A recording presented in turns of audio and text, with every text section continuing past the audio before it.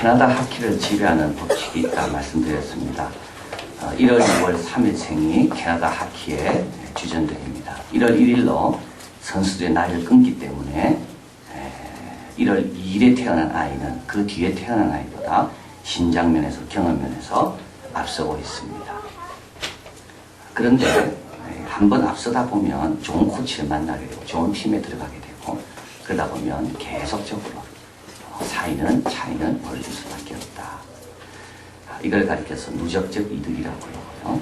지금 오늘날 이것을 우리는 마태복음 효과라고 이야기합니다. 지금 세계에 영향을 가장 많이 미치고 있는 세 사람을 들라고 하면 마이크로소프트사의 빌 게이츠, 애플의 스티브 잡스, 구글의 에릭 슈미츠입니다. 근데 이들의 공통점이 있습니다. 1955년생입니다. 양띠입니다. 1975년 개인 컴퓨터 혁명이 일어났는데요. 이때 이들은 20살이었습니다.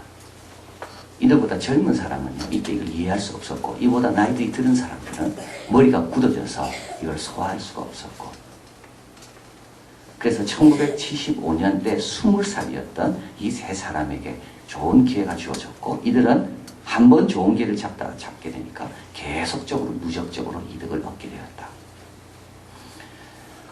미국 경제학자 켈리 베다드와 엘리자베스 트위는 초등학교 4학년 학생들의 수학, 과학 성적 분포를 조사했습니다. 생일이 빠른 학생의 점수가 생일이 늦은 아이들보다 높더라는 겁니다. 이유는 왜 그런가? 똑같습니다. 몇 달이라도 먼저 태어난 아이가 우수반에 들어갈 확률이 많고, 일단 우수반에 들어가면 계속 좋은 걸 배우기 때문에 격차는 더 벌어진다. 자, 이 모든 것을 마태복음 효과 또는 매튜 이펙트, 마태 효과라고 이야기합니다. 우리 예수님 하신 말씀에서 따온 겁니다. 있는 자는 더 받게 되고 없는 자는 있는 것까지 빼앗기게 된다. 그런데 여러분, 이거 조금 이렇게 공평하게 들리지는 않죠. 우리 예수님 같으면 있는 자의 것을 뺏어서 없는 자에게 줘야 되잖아. 근데 주님은 그렇지 않다고 이야기합니다. 있는 자는 더 받게 되고 없는 자 있는 것까지 뺏기게 된다. 예수님께서 원래 하시던 의도는 뭘까? 원래 이 말 주신 의도는 뭘까? 두 가지입니다. 하나는 정해진 건 없다는 겁니다. 정해진 건 없다는 거예요. 지금 갖고 있는 건 정해진 거 아닙니다. 앞으로 어떻게 하냐에 따라 완전히 달라지는 거예요. 지금 영어 잘하죠. 프랑스어 잘합니다. 계속 쓰지 않으면요, 아무 소용없습니다. 내가 좀 부족한 건 많이 있어요. 괜찮아요. 지금 열심히 하면 있는 자는 더 받아 넉넉하게 되기 때문에 그 가속도가 붙기 시작하면 얼마든지 나의 부족을, 내가 잃었던 시절들을 메꾸고도 남을 수가 있다. 자, 그래서 씨를 받아도요, 문제가 해결되는 게 아니죠. 내가 이 씨를 잘 품고 열매 맺는가? 씨 받았다고 자랑할 일이 전혀 아닌 거예요. 등불, 이스라엘의 등불이었습니다. 하나님의 임재를 상징하는 택함받은 백성, 자랑할 일이 전혀 아닙니다. 이 등불이 이방인에게로 옮겨집니다. 5달란트, 2달란트, 1달란트. 여러분, 이건 정해진 양이 아닙니다. 5달란트가 전부가 아닙니다. 나중에 5달란트를 더 받을 수 있는 겁니다. 2달란트 전부가 아닙니다. 더 받을 수 있습니다. 1달란트, 이 사람도 그걸 생각했어야 되는데요. 내 것은 이게 전부라고 생각한 겁니다. 남보다 너무 작게 가진 거예요. 불평하고 원망하고. 이 비유에서 주님 말씀하는 거는요, 정해진 건 하나도 없다. 지금 어떻게 하느냐로 달려있다. 현재가 중요하다. 현재가 중요하다. 지금 뭐 하고 있냐? 그게 지금까지 해왔던 것을 더 빛나게 할 수도 있고, 지금까지 못했던 것들을 더 잘 감당할 수 있게 하고, 현재가 중요하다.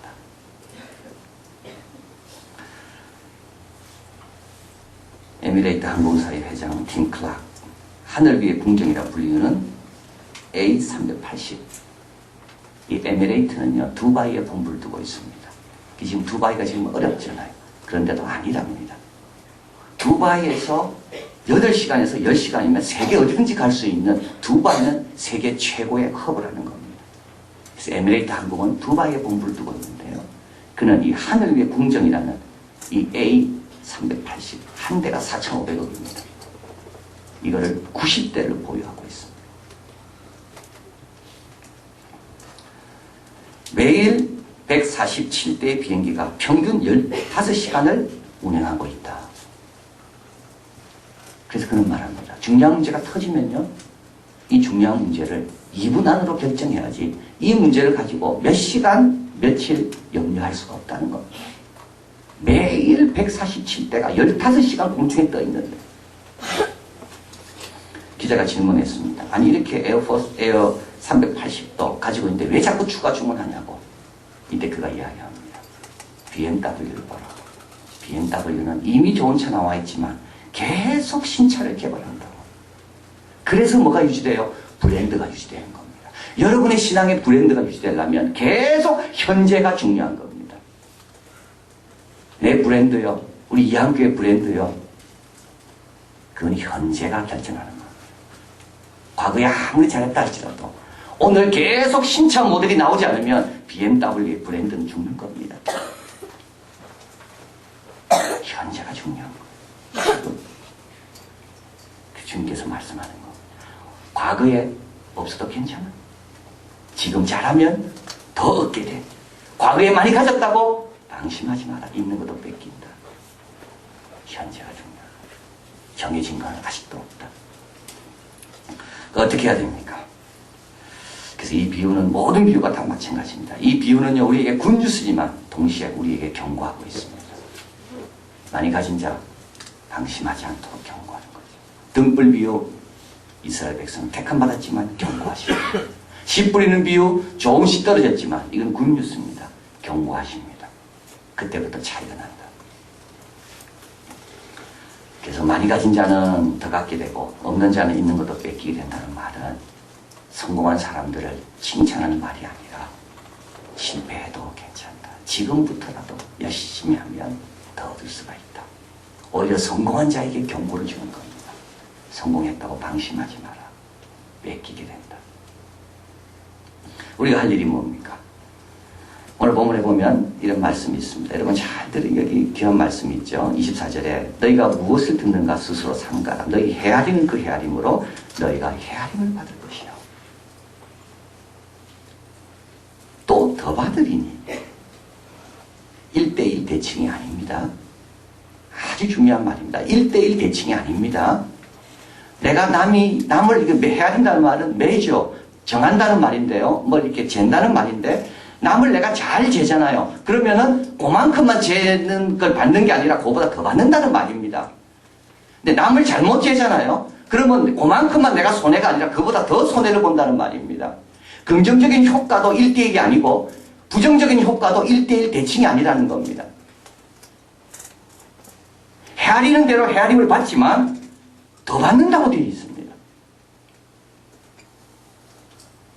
무슨 뜻입니까? 매사에 긍정적이 되라는 말입니다.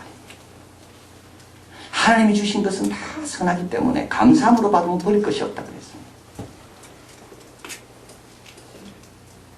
그 사람은 더 받습니다.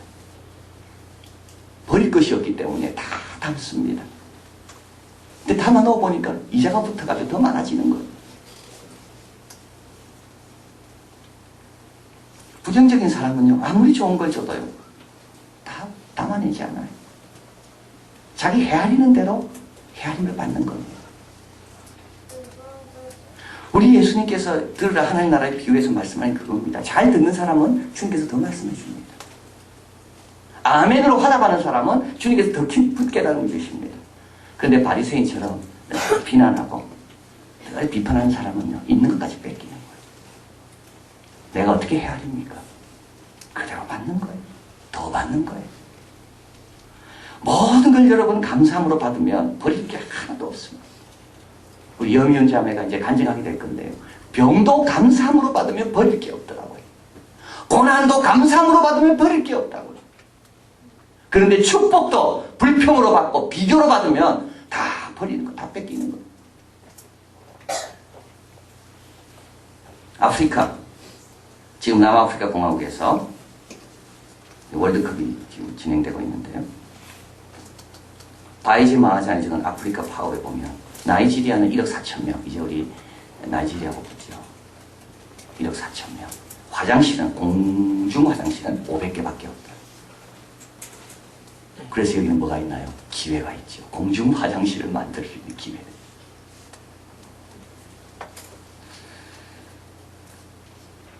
아프리카에서 제일 중요한 문제가 뭘까? 식수 문제입니다. 1년 동안에 설사로 물 때문에 죽는 인구가 1100만 명. 아프리카 인구의 74%가 안전한 식수와 위생시설을 이용할 수가 없습니다. 그 이유가 있습니다. 인가가 드물기 때문에 이 배관을 못합니다. 거기는. 그래서 상수도 하수도 공사가 어려운 겁니다. 아프리카는. 그래서요. 불평합니까? 아닙니다. 그래서 3달러짜리 정수기가 개발된 겁니다. 여러분 그 현상을 보고 불평하는 사람은요 아무 유익이 없어요. 덕이 안 돼요. 그러나 그 문제를 해결하기 위해 뛰어드는 사람은 받아서 더 넉넉하게 되는 겁니다. 아프리카 때문에 3달러짜리 정수기가 이 땅에 나오게 된 겁니다. 말라리아로 매일 어린이 3,000명이 죽습니다. 그런데요 혁신적인 목약이 여기서 개발된 겁니다. 문제가 있어도 기업가들은 문제가 기회라는 것을 인지하고 모든 기업은 이 기회를 이용하려고 뛰어들어서 이 땅에 어떤 것들이 만들어지기를 한다. 여러분 지금 어떻게 받아들이십니까? 이번 새벽 기도를 어떻게 받아들입니까? 이번 금식을 어떻게 받아들입니까? 감사함으로 받는 사람은요 받아 더 넉넉하게 될 겁니다. 금식의 축복과 유익을 놀랍게 경험할 겁니다. 그러나 억지로 하는 사람 이미 있는 은혜마저도 누리지 못하게 될 겁니다. 그 하나님께서 너희 헤아리는 그 헤아림. 그래서 헤아릴 때 조심해라. 문제를 바라볼 때 잘 바라봐라. 있는 자는 더 넉넉하게 된다. 더 받아야 된다. 또 한 가지는 충성스러운 자는 더 받습니다. 여러분 달란트 비유에서 5달란트, 2달란트, 1달러 더 받는 사람이 있습니다. 누구죠? 충성스러운 사람. 재능 있는 사람 아닙니다. 여러분 꼭 기억하십시오. 재능 있는 사람이 더 받는 게 아니에요. 충성한 사람이 더 받습니다. 왜 충성한 사람은 더 받게 돼 있을까요? 충성스러운 사람은 왜 항상 더 받게 돼 있을까요? 두 가지입니다. 충성스러운 사람은요. 하나님께서 감추어놓은 것을 발견해냅니다. 참 이게 중요합니다.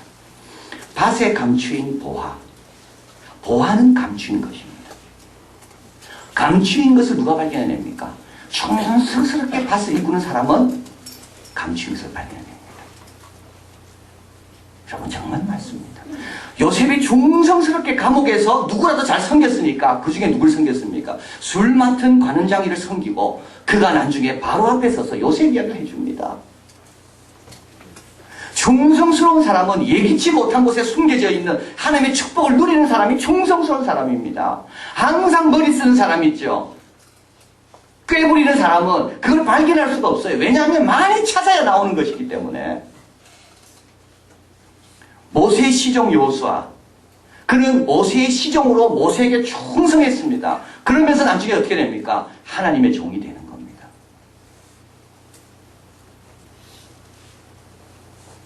아브라함 충성스럽게 손님 대접하다 보니까 부지 중에 누굴 대접했어요? 천사를 대접한 겁니다. 여러분 예기치 못한 예상치 못한 곳에 하나님이 축복을 숨겨놨는데 누구만이 그걸 발견할 수 있게 하셨는가 하면 충성스러운 사람만.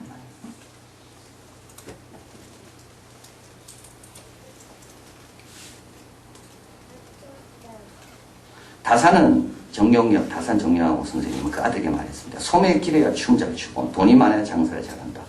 근데 머릿속에 책이 5,000권은 있어야지 세상을 꿰뚫어보고 제대로 판단한다. 무슨 뜻일까요?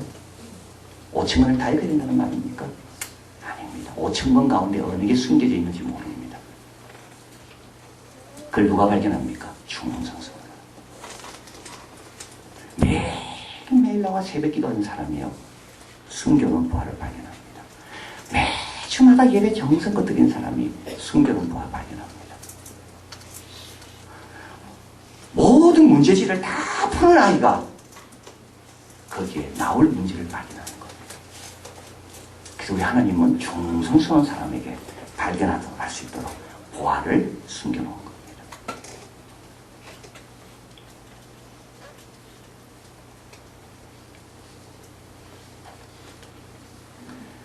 자, 그래서 여러분 꼭 기억하십시오. 5달란트, 2달란트, 1달란트. 주님께서 더 주는 사람은 누구라고요? 충성스러운 사람. 그래서 오늘 이후로 여러분 맡은 일에 충성하시길 바랍니다. 그리고 어떻게 헤아리는가를 늘 점검하길 바랍니다. 이미 있는 거 만족했다가는 다 뺏깁니다. 이미 없다고 좌절할 필요도 없습니다. 지금부터 하면 됩니다. 톰 라이트는 마침내 드러난 하나님의 나라에서 이 책의 결론입니다. 이렇게 말합니다. 우리는 새로운 세상에서 사는 법을 배워야 된다. 우리는 새로운 세상에서 사는 법을 배워야 된다. 하나님 나라 안에서 사는 법을 배워야 된다. 이런 새로운 세상에 사는 법은 뭡니까? 긍정적으로 보고 감사함으로 만든 겁니다. 병이라도 고난이라도 때로는 내 뜻이 안 된다 할지라도 감사함으로 받는 게 새로운 세상에 사는 법입니다. 그리고 이 새로운 세상에 사는 법은 뭐라고요? 충성하는 겁니다. 작은 것에도 충성하는 것. 작은 일에도 충성하는 것. 공부를 해도 충성스럽게 하는 것. 교회 봉사를 해도 충성스럽게 하고 직장생활도 충성스럽게 하는 것. 하나님께서 그런 사람에게 더 주십니다. 그런 사람은 지금 모습보다 나중의 모습이 더 훌륭합니다. 오늘 주님 말씀합니다. 너희가 어떻게 듣는가 주의해서 들어라. 오늘 이 말씀 마음에 딱 새기시고 여러분은 있는 것 빼앗기는 자들이 아니라 더 많이 받는 그런 주님의 상으로 늘 부요한 그리고 계속 좋아지는 귀한 정도 되시기를 바랍니다. 기도하겠습니다.